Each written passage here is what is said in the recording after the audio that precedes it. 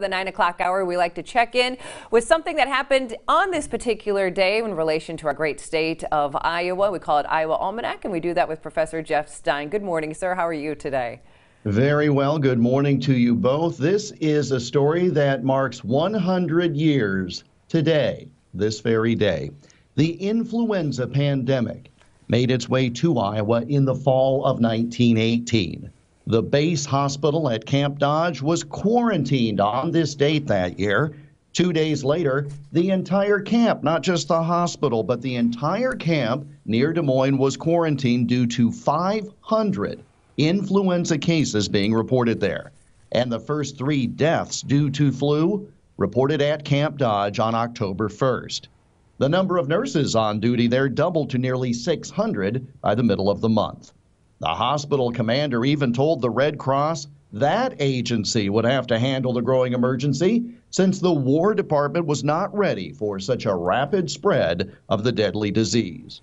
Now, everyone was required to wear a gauze mask, but yet the disease still spread.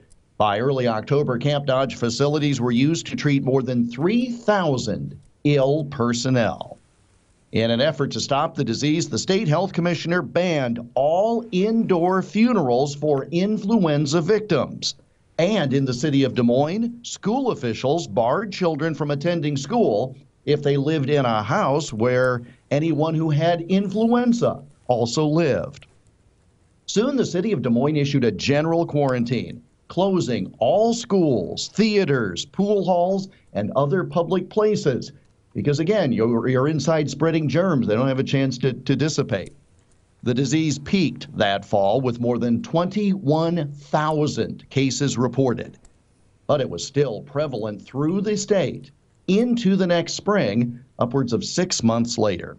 But the first major sign of trouble was at Camp Dodge, and that led to a quarantine of the base hospital. It happened on this date in 1918. And that makes it 100 years ago today. Wow. Now, did you get your flu shot, Professor?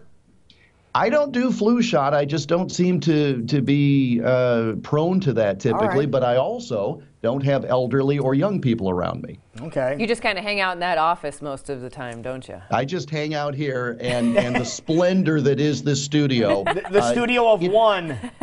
It sort of just kind of, embraces me with its healing nature. I can't believe it's been 100 years ago today. 21,000 people. That's absolutely mind-boggling when you think about that, isn't it?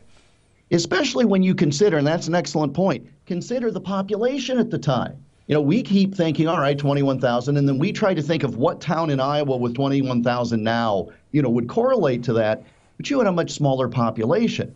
And when you think of the city of Des Moines saying we're going to close essentially all public facilities, wow, that's a pretty drastic step for obvious reasons. Yeah, the first major sign of trouble on this day 100 years ago today. Yes, sir. All right, now if people want to go back and revisit some of the things we talked about, how can they do so?